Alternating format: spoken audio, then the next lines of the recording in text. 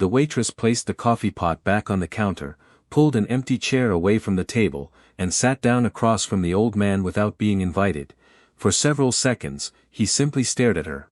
Then he quietly asked, "Aren't you supposed to be working?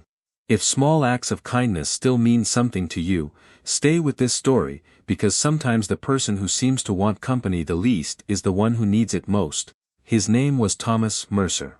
He was 72 years old, a retired Army veteran with silver hair, broad shoulders that had softened with age, and the habit of sitting with his back toward the wall wherever he went. Every evening at exactly 6:30, Thomas entered the same small-town diner, not 6:20, not 7, 6:30, he always took booth number 7 near the window, he always ordered meatloaf, mashed potatoes, green beans, and black coffee, and he always ate alone. The staff knew him. Some had worked there for years. They knew Thomas wanted his coffee filled before the cup became empty. They knew he never wanted dessert. They knew he preferred the check placed quietly at the edge of the table, and most importantly, they knew not to sit with him. Nobody considered Thomas unfriendly. He was polite, he said please, he said thank you, he tipped carefully, but there seemed to be an invisible line around his booth that no one crossed. Years earlier, Thomas had lost his wife, Margaret. They had been married for more than 4 decades. Dinner had always been their time together, no television, no phones. Just the two of them sitting across from each other at a small kitchen table, talking about ordinary things, a leaking faucet, the neighbor's noisy lawnmower, a bird that kept landing on the mailbox, what they might cook on Sunday. Thomas had never understood how precious those conversations were until the chair across from him became empty.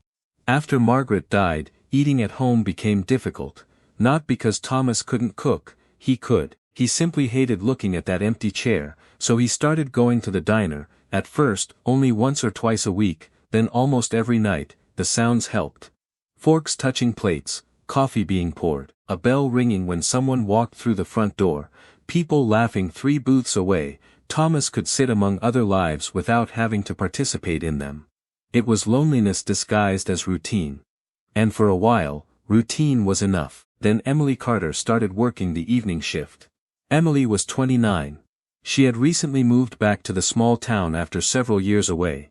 She was saving money, helping her mother with expenses, and working as many shifts as the diner manager would give her. On her first night, another waitress pointed toward booth 7. "That's Mr. Mercer," she whispered. Emily glanced over. Thomas was cutting his meatloaf into neat, even pieces. "He comes every night, almost. What does he like?" "Black coffee meatloaf."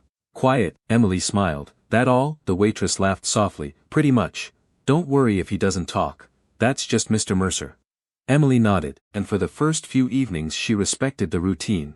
"Good evening, Mr. Mercer. Evening coffee, please. Same dinner?" "Yes, Mom." That was about it. But Emily began noticing small things. Thomas always looked toward the door when an older couple walked in together. He sometimes smiled when families argued playfully over dessert. And whenever somebody at another table celebrated a birthday, Thomas watched quietly from the edge of the room. One Thursday evening the diner was unusually slow, rain pressed softly against the windows. Only 3 tables were occupied. Thomas sat in his usual booth. His dinner was finished, but instead of asking for the check, he remained there with both hands around his coffee mug. Emily refilled it. "Anything else tonight, Mr. Mercer?" "No thank you."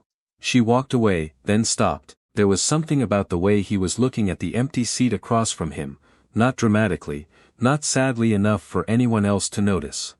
Just quietly.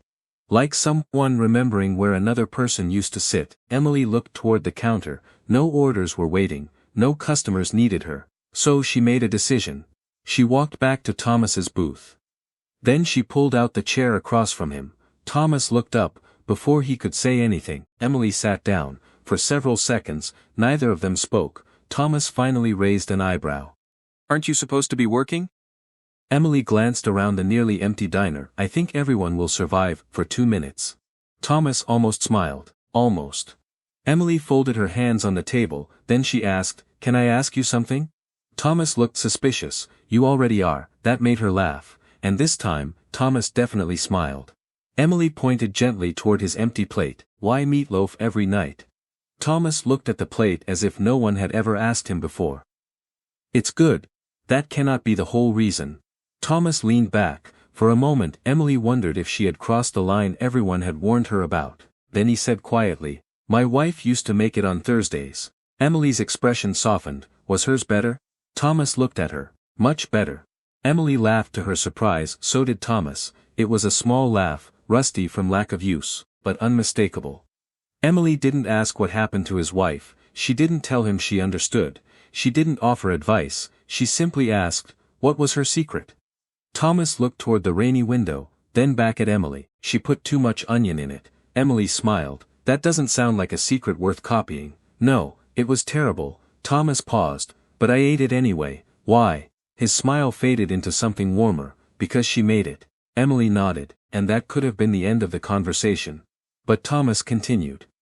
He told her Margaret had loved old mystery novels. That she could never keep houseplants alive. That she always insisted she wasn't cold while stealing half his blanket. Emily listened. She never checked the clock.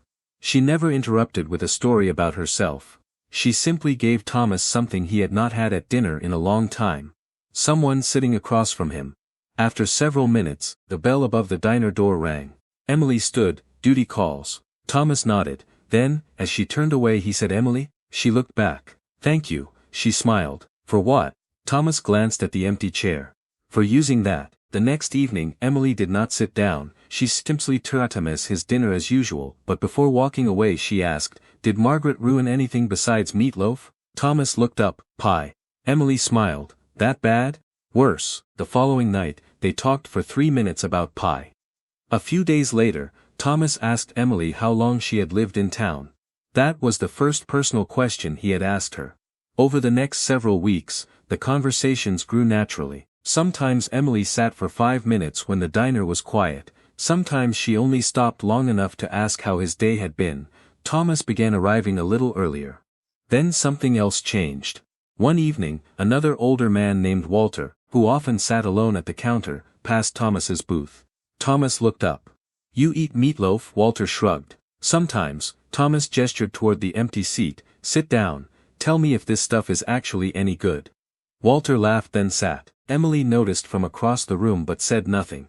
Soon Walter joined Thomas once or twice a week, then another regular customer occasionally stopped by.